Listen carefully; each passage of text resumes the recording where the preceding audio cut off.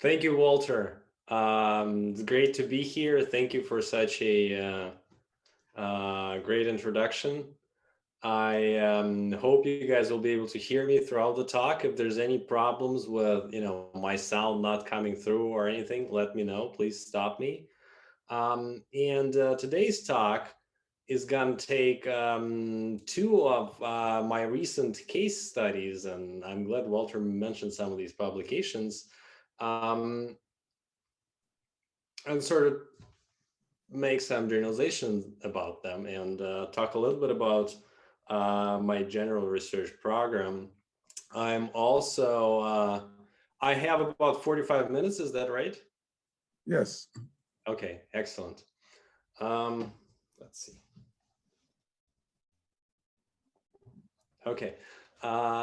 And one thing before I go, one thing I want to mention is part of this research actually is co-authored research, and I'm very glad my co-author Genevieve is here. So we will, we'll be able to take your questions even better. Okay, so what are unnatural patterns in phonology, and why should we be interested in this? Okay. I'll first set the scene for today, and then I'll illustrate some of these patterns with data from understudied languages and dialects, and we'll try to draw some implications for grammatical theory from that, okay? First of all, what is a sound pattern? We talk about unnatural patterns. What is a pattern? I will assume a very broad definition, roughly any linguistic phenomenon where language sounds systematically change in some context is going to be considered a pattern. And this includes, for example, changes that happen across languages or dialects or across historical stages of a particular language. Okay. What is the deal with naturalness? Why is it so important, and what really is it? Okay, so I will give you rough definitions, and there's lots of discussion of naturalness in phonology, but there's really no no strict definition, and I don't think one is possible because to an extent these are intuitive notions. And one point that I would like to make today is that really this is sort of an umbrella term, natural versus unnatural. Really, unnatural patterns are refers to a bunch of very different kinds of phenomena. Okay. Sexual patterns can be thought of patterns that can plausibly be related to either acoustics or perception or some properties of our biology, perhaps our anatomy or something like that. Okay, so something that can be explained not by some properties of language itself, but properties of our world and the properties of humans. Unnatural patterns, on the other hand, do not have such an external or language independent explanation, okay? And unnatural patterns are particularly important because while we know how natural patterns may have arisen through language history, we often don't immediately know this for unnatural patterns, right? We have to kind of study their history to figure that out. And consequently, there's always something to explain about these patterns. And the theories of grammar will diverge in how they approach this explanation. Okay. Here's an example of a natural pattern. I'll go through rather quickly. Many of you will be familiar with this, but just to give you some examples, just so everybody is comfortable with these terms. Here's nasal place assimilation in American English. This is something that happens across word boundary in fast speech. Might not happen to the same extent for all of you, but does happen.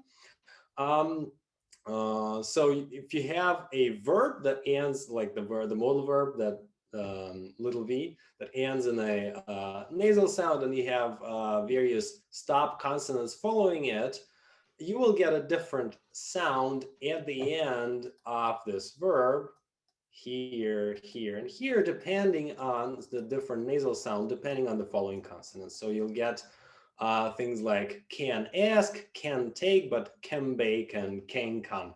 I'm probably not pronouncing those very well because I'm not a native speaker. Um, so when followed by a consonant, a nasal sound takes on the place of articulation of that consonant. Roughly speaking, the tongue assumes the same position as the following consonant sound. This pattern is very common across languages, and it does arise through both articulatory pressures and mishearing in language history. I will speak about this in a second. There are good reasons why this pattern would arise. Okay, um, so by now we've studied patterns like this for quite a while, and we have a pretty good idea of why nasal place assimilation occurs. Okay, on the one hand, it is common for the tongue to anticipate the position it's about to take when we're about to produce that following consonant. So if I'm about to produce a consonant like K, I may as well change the tongue position for the nasal, and that will make the ing sound. Okay, so that's one reason behind it. On the other hand, the tongue position is nasal in nasals before a consonant is known to be particularly hard to hear. It's perceptually disadvantaged. It's much harder to hear than for a nasal before a vowel or for a fricative, which fricatives have internal cues in any position. As a result, in many languages, the nasal just takes on the tongue position, place of articulation of a following consonant. And historically speaking, language learners are likely to misperceive nasals as having a assimilated place. So this pattern is often introduced through language change. And if it is introduced, it is often relatively stable. Okay, so this is what I mean by a natural explanation. We are appealing here to just the properties of our anatomy and the properties of our perceptual system. Okay, so something about the sounds themselves and about human perceptual systems explains this pattern. Here's an unnatural pattern in English dialects, or arguably unnatural. There's been some arguments that it might have articulatory motivation. And I'm going to talk about the R insertion. So many of you, all of you probably will have heard some of you may not pronounce this, but many of you will have heard speakers of different dialects of English producing things like the idea is, or law and order, okay, where there's an R sound in between the two words. The idea is that R is inserted after a non-high vowel and before another vowel. And this occurs in certain British dialects, in Australia, New Zealand, and on the American East Coast, to name a few dialects. There's a bunch of them.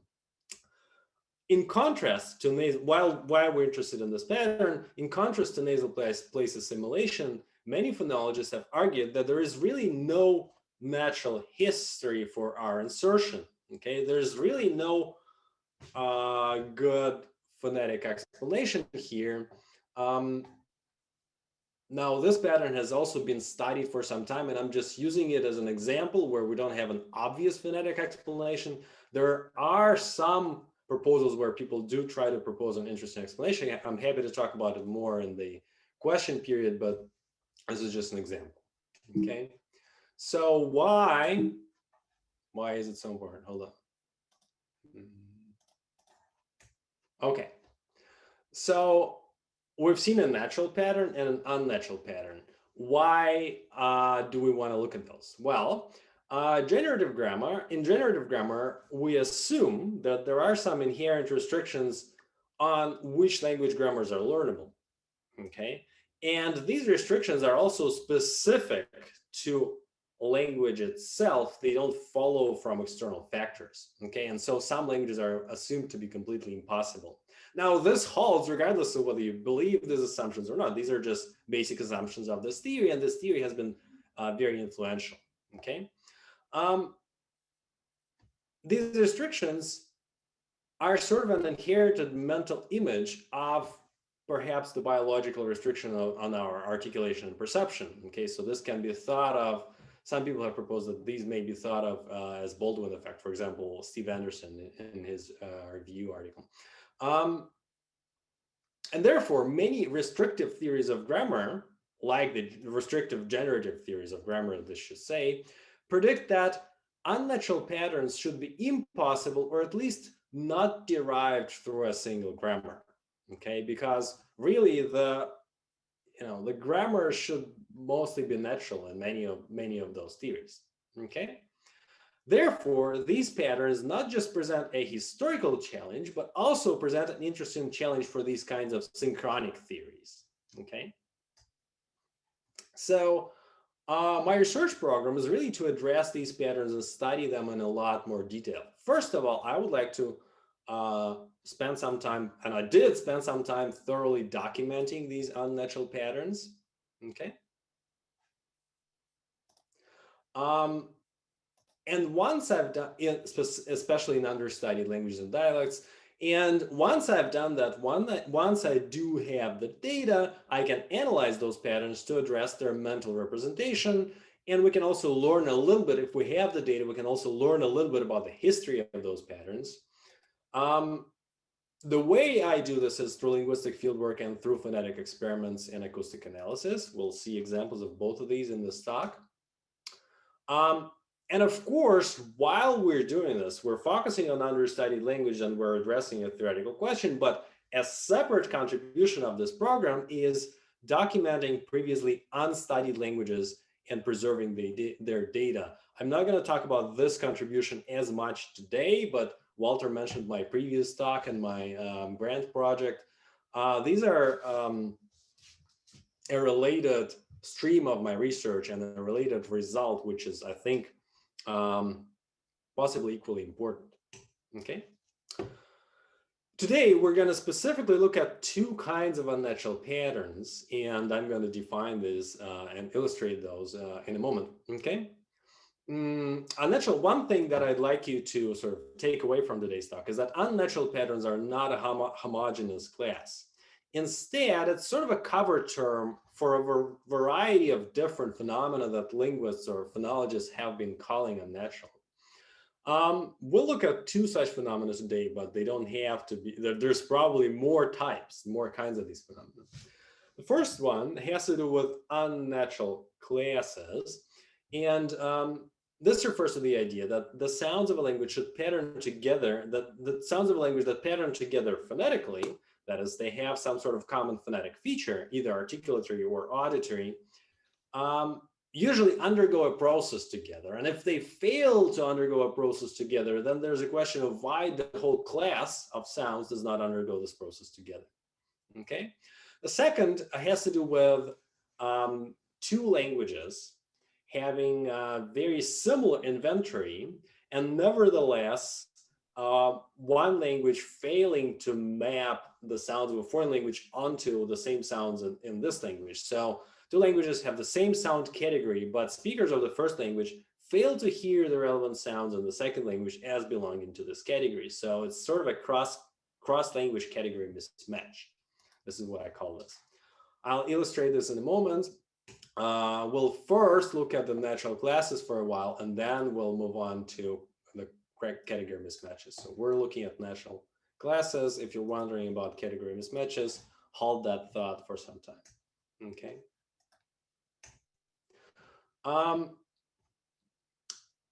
So phonological patterns rarely affect just a single sound. Usually they target a class of sounds. And natural class is a group of sounds in a given language sharing a feature. And you can think of features as sort of abstract representations, but really features are manifestations of acoustics or acoustic or articulatory properties. They're not arbitrary, okay? And this definition ties natural classes to the language's inventory. So here's an example. I have a language, let's call it L, and it has 6 stop consonants, P, T, K, and B, D, G. You know, English is very similar to this. Now, here's a couple natural classes because each of these classes shares some feature to the exclusion of everything else. P, T, K are voiceless stops. They share the voicelessness and being a stop. B, D, G are voiced stops. On the other hand, the set of consonants P and B and the K and G are also natural classes because they share the property of being a stop and a certain place of articulation. P and B together are bilabial, K and G together are dorsal. Okay. Now there are a few quite a few groupings of these consonants which are not natural classes, like P and K together is not a natural class, since the closest set that would share some features would include the T. The closest set would be P, P, T, K. Together, these are all voiceless stops, but P and K are not all the voiceless stops. And also, there's no other features that they share to the exclusion of everybody else. Likewise, D and K also is not a natural class. The closest set that would include all of these would be the set of all consonants in this language. Okay. Why are natural classes so important? Well,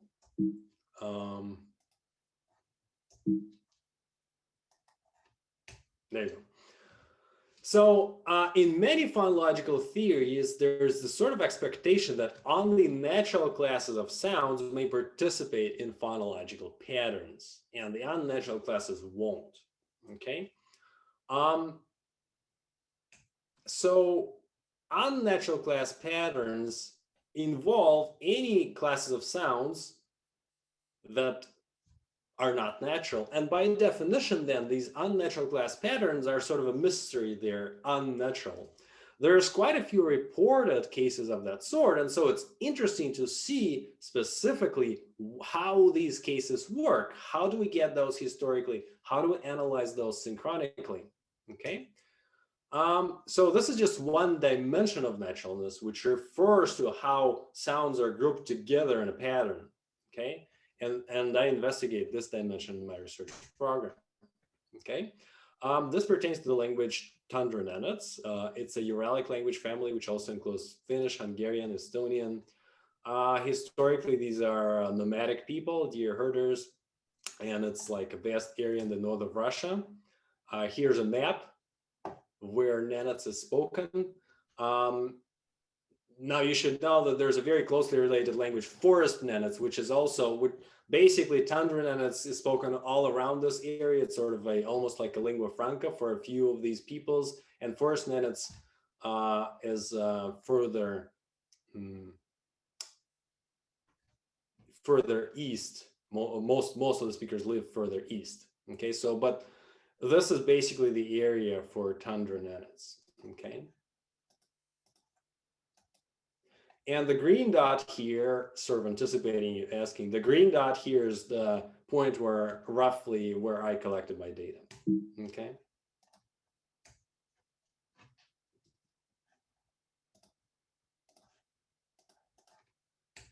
Okay.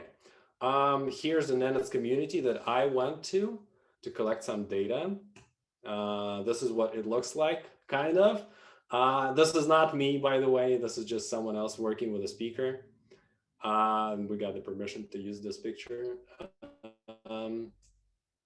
So in addition to the data from my own fieldwork, today I'm also using data from a corpus of recorded texts, which was published by Irina Nikolaeva.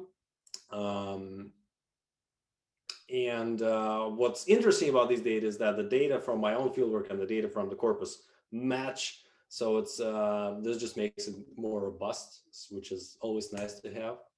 Okay, so we have done some fieldwork on a Western dialect of Tundra Nenets. This is fieldwork was done jointly with Professor Daria Kavitska at Berkeley.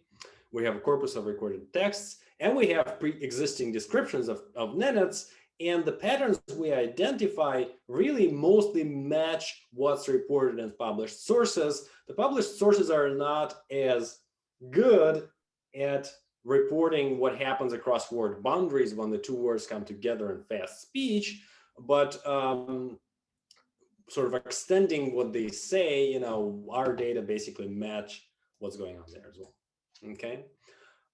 We will need to see what the inventory of this language is, because we're talking about natural and unnatural classes. The inventory becomes really important. Here are the vowels. There's also this symbol here that I'm using. This is sort of a null vowel, sometimes release of a consonant, sometimes an overshort schwa. Usually it results from a process that's called vowel reduction. So really, this is a symbol that's not in the International Phonetic Alphabet. And I'm just putting this here for you to know, hey, this is a vowel. It's ahead of a syllable in this language. That's why I need it. Okay. And here's the consonant inventory. This is going to be important, so I'm going to show you a few natural classes in this language. What's important is this. Here are all the stops, and that's a natural class. Another important natural class is going to be all oral stops, so everything except the glottal stop here. And finally, you see that there's a voicing distinction, so you can have, I'll put this in green, for example. There's the voiced sounds, and together the green ones are the class of voiced stops. Okay. So here are some natural classes. The stops are particularly important for us, for our purpose. Okay. Syllable structure, there's up to 2 consonants in the coda. Complex codas are very limited, however. And so most alternations that we'll see are happening both within words and across word boundaries. It's not super important for us, but for the details of, maybe if you have questions, it'll be important for the details of these patterns. Here's an unnatural class in Naturalness, okay? Word initially, words in this language can start with labial stops, coronal stops, but not dorsal stops. Okay, so these are, and you can have voiced stops as well, but what you can't have is you can't have voiced or voiceless dorsal stops. Okay, P and T to the exclusion of K is not a natural class. Okay, so we have no K, and this is a question, how do we get this class of sounds participating in this pattern? Moreover, this is also a challenge for the idea that initial position favors the most contrasts possible in a language. So this pattern is a challenge because we have labial, coronal, and dorsal stops contrasting between vowels, but we don't have them contrasting word initially, whereas this idea would lead us to believe that all of them should contrast word initially. Okay. Well, maybe Naturalness simply happens to have lost all words with an initial K somehow. Maybe that's not the grammar. Maybe it's an accidental gap. In fact, there's evidence that that's not the case because foreign borrowings turn word initial K into a fricative, into a H sound. So Russian words that start with a K are systematically adapted with a H. So there seems to be some active grammatical restriction on K. Okay. There's also native alternations between H and K. I will not go into a lot of detail here. It's just important that we have these alternations.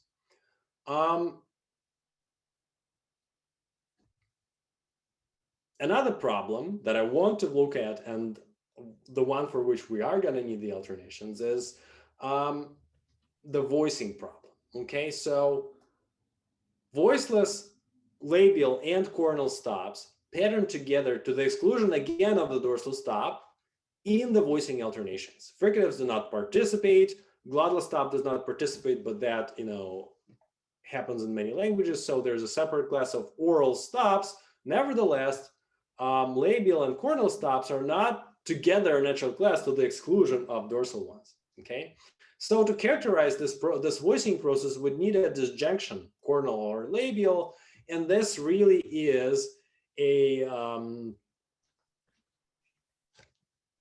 a sign that you have an unnatural class, as defined, for example, by Mielke. Okay, so here are just some examples. If you have an underlying T, it will turn into a D after a vowel. The same for P after a vowel. These two words just show that they are the same morphemes, have a voiceless stop underlyingly. Naturalness does have a voiced sound G, but that only occurs after nasals. So the question is, why doesn't K turn into a G sound after a vowel? Okay. And so the rough answer that I will be giving is related possibly to the history of dorsal stop and Naturalness. The idea is this. underlying clusters, and possibly historical clusters as well, escape voicing when they are simplified to a single consonant. Okay? And the idea that I'm going to be advancing is that basically surface dorsal stop always comes from underlying clusters. Okay, so this is why it never undergoes voicing. And because there are no clusters word initially, this is also why it never occurs word initially. Okay. I'll talk a little bit about cluster simplification because we don't have a lot of time today. But basically, the idea is every syllable that has a consonant in the end can only end in a number of placeless consonant, like a glottal stop or a placeless nasal. This part might be a little bit advanced, but just bear with me. It's not that important for the overall picture. Okay. So some consonants will turn into a glottal stop to meet that requirements. Others add an inserted glottal stop. And later, these consonants come together and coalesce to form a single consonant. So we get derivations like two fricatives. First one turns into a stop, and then together they form a single affricate, for example. Okay. What's important for us is that this process of cluster simplification can yield single stops, and these stops will be voiceless, okay, between vowels. Okay, so ta and pa between vowels. Okay. Now we do have parallel alternations where k is derived from a fricative in the cluster simplification examples. So for example, we have ha here, and that ends up being a voiceless k between vowels, just like a ha would turn into a k after a consonant. Okay. Now, of course, there are also examples where a k occurs between vowels but does not alternate with a fricative. And these examples are pretty important because if we say that all surface k's underlyingly come from a consonant and a fricative, consonant and a dorsal fricative, then those non-alternating intervocalic examples like this one and this one here basically have to have an abstract underlying representation. We're assuming that there's a cluster in there, even though we do not have surface evidence from alternation. Okay. The reason we do this is, of course, that k, if you compare the word initial context and the context between a consonant and a vowel, k and h are distributed complementarily, and we want to draw on that and say, hey, k underlyingly in these contexts, and in fact in all contexts, derives from a h. Okay. Now we know rather little about prior historical stages of Samoyedic languages. I mean, there's really not that much data. We may hypothesize, and it's consistent with the existing etymologies, that at some point there was no k at all, and voicing and word initial generalizations were completely natural at that point because there was only cornal and labial stops in the language. There were no dorsal stops. So all of these processes were targeting a natural class of sound. Later, we got this process of cluster simplification entering the language. And because it's a later process, it introduces newer examples of the dorsal stop, but this dorsal stop now disrupts the pre-existing classes and makes them unnatural. Okay. The phonological analysis, the surface analysis of Tandernet's K, has these sort of steps as derivational stages, but we don't have enough evidence to claim that there are really the historical stages and they really did occur in this order and not some other order. It's really not enough data that we have to claim something like that. Okay. So to summarize, the Tandernet's example shows that languages may get unnatural classes through a historical sequence of entirely natural processes. Okay, so in a way, it's unrealistic to expect no unnatural classes because you can easily get those through those sequences of entirely natural events. Okay, and we can hypothesize that grammatical representations may reflect the history in a series of a sort of derivational steps. Okay.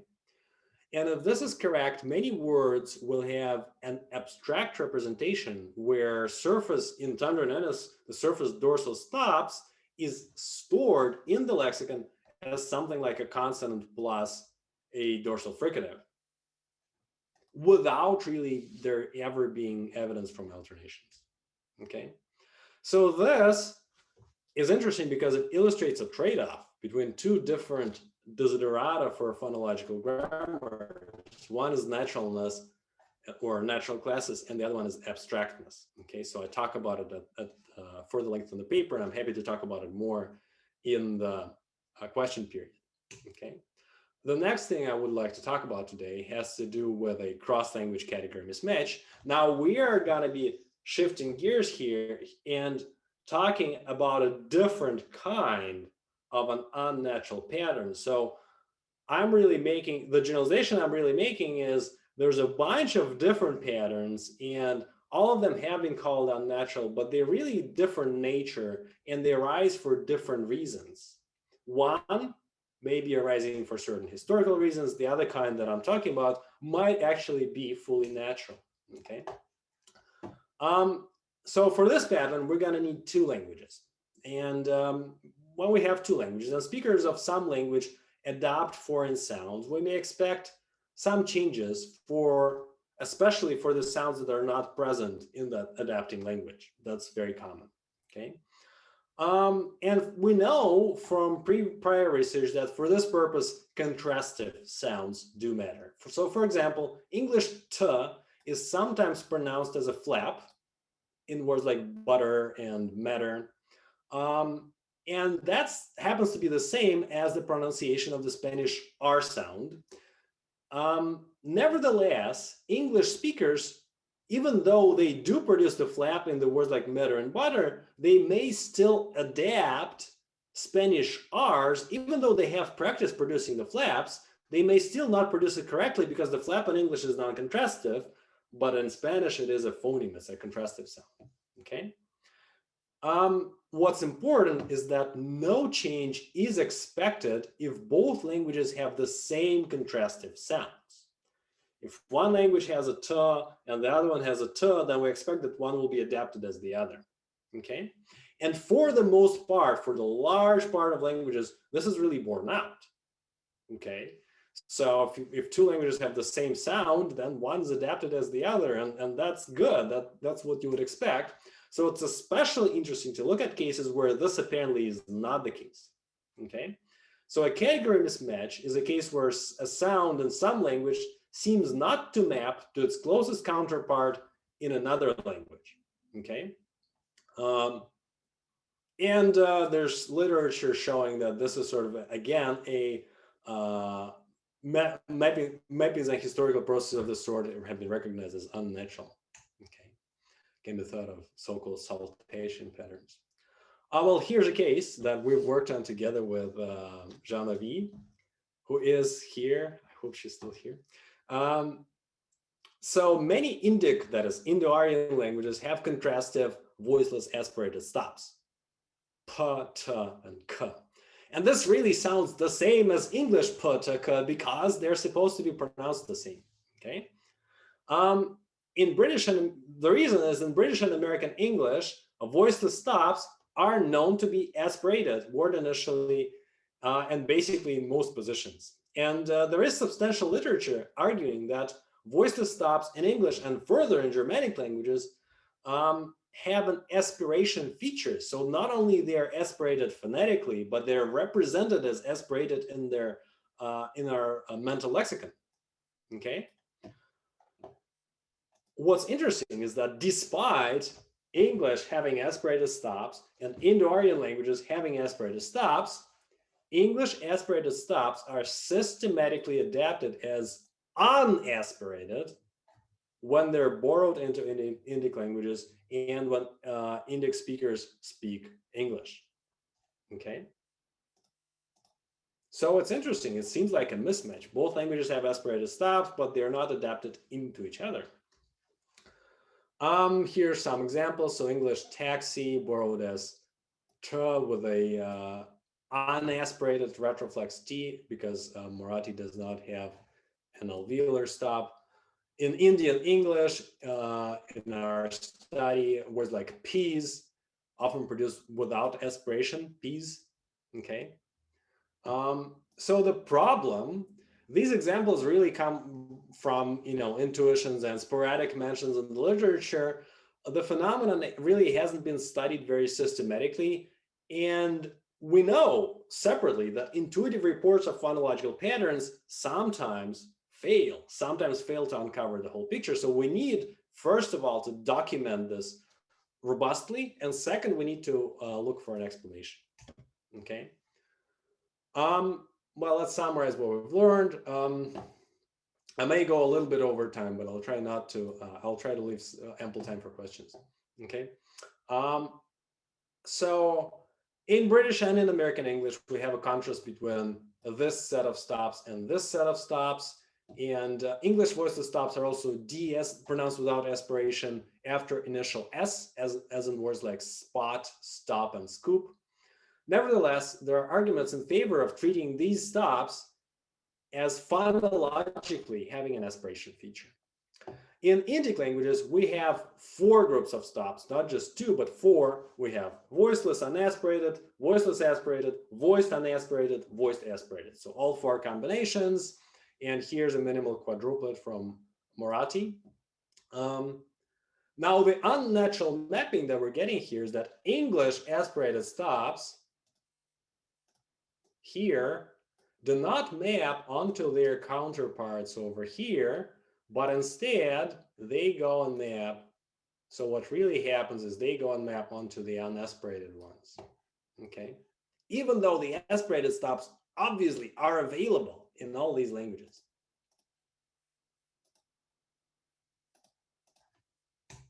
Okay. So in our study, we document de-aspiration in a corpus. And we propose an explanation, and our next step is sort of to test this explanation in the perception experiment. Okay.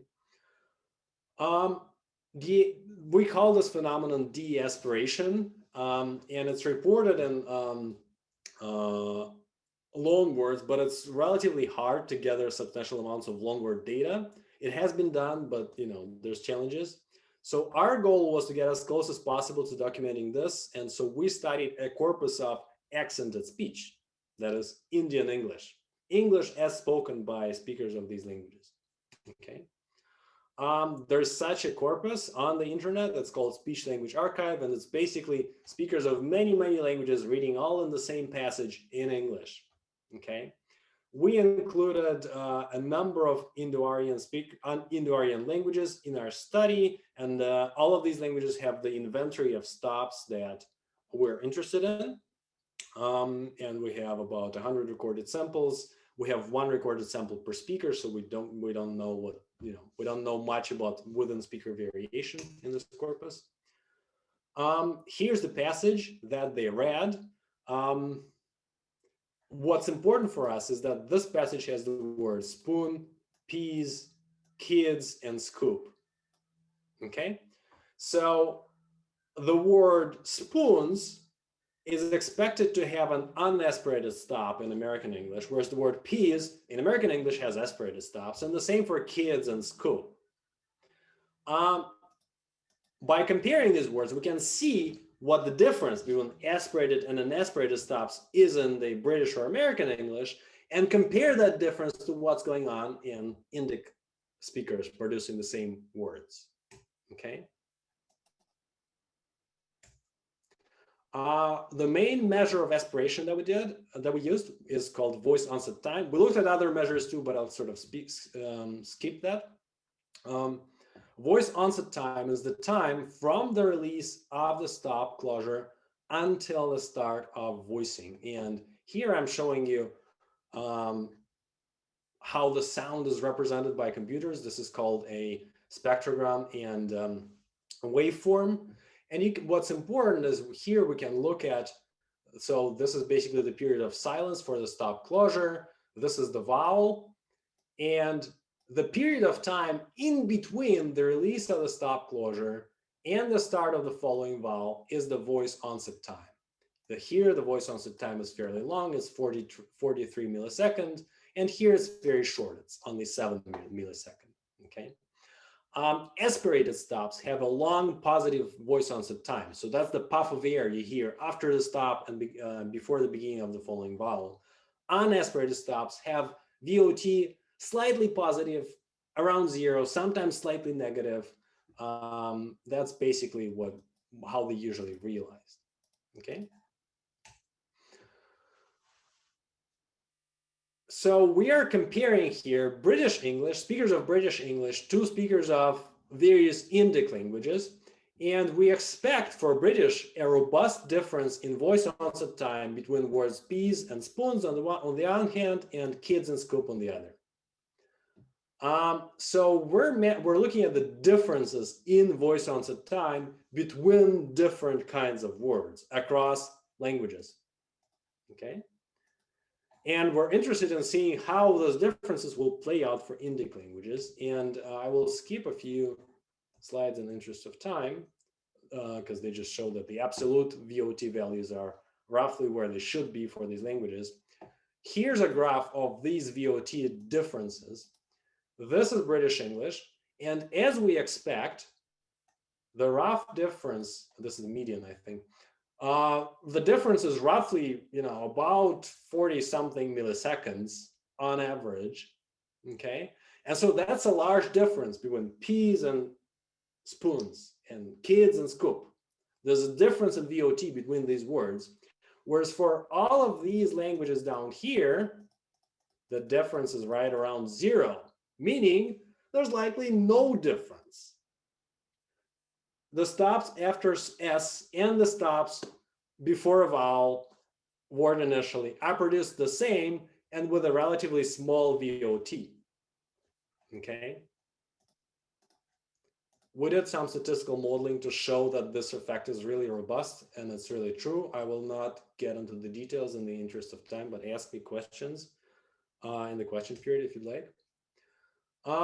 So by looking at the voice onset time in this corpus, we very clearly get the picture that in Indian English, the stops that are aspirated in British actually pattern as unaspirated with respect to the main cue for aspiration, okay? So the next question is, how do we explain this phenomenon? Why is it that the stops that are aspirated in English come out unaspirated in a language that also has aspirated stops, okay? Well, the idea is Indic languages have a much, much higher voice onset time standard for aspirated stops. So you see that existing studies, now this is like average over the existing studies. This shouldn't really, I'm just doing this for the purposes of presentation, but this really isn't a very meaningful number because studies are very different in their methodology. These are different languages.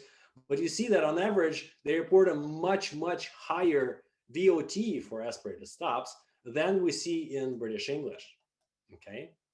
There's a substantial difference here, meaning that Indic speakers might not perceive the stops that are aspirated for English speakers as really being aspirated.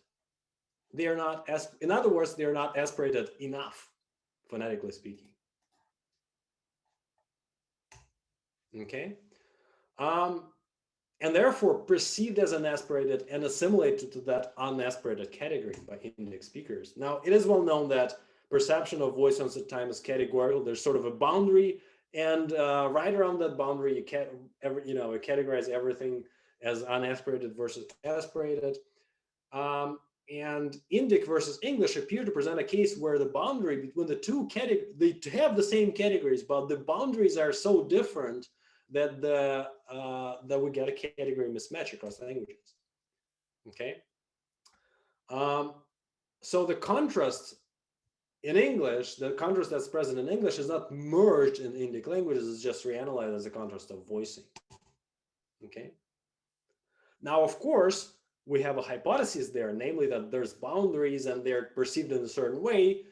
The perception of VOT boundaries can be addressed experimentally, and this is what we're doing in our ongoing work. So the question is, how do these speakers of Indic languages really perceive these VOT boundaries? Okay. Now, why is it important for naturalness? Hey, first of all, it's a very rare case where there's a cross-language mismatch where one sound does not match to its apparent closest counterpart in a different language. And the challenge there is that even though the two categories of stops seem to be the same in the two languages, in reality, they are realized differently. That's what we argue. And so we show that there's phonetic data suggesting that even though the categories are the same, phonetically, they're pronounced differently. And we propose a way to test this phonetic explanation. So our answer is it's actually not unnatural. Okay, that is how our perceptual system works. You know, even though they're both belonging to the same category in these two groups of languages, the aspirated stops of English are not aspirated enough to count as aspirated in India. Okay. I'll skip the caveat. Ask me about it in the question period. Okay, so here are some take-home points. You can be unnatural in a number of ways.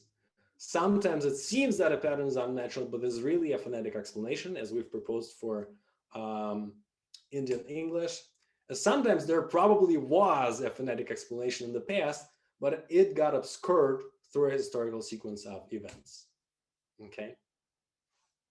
And these latter kinds of patterns also show that there might be a trade-off between abstractness and naturalness. Okay. Thank you.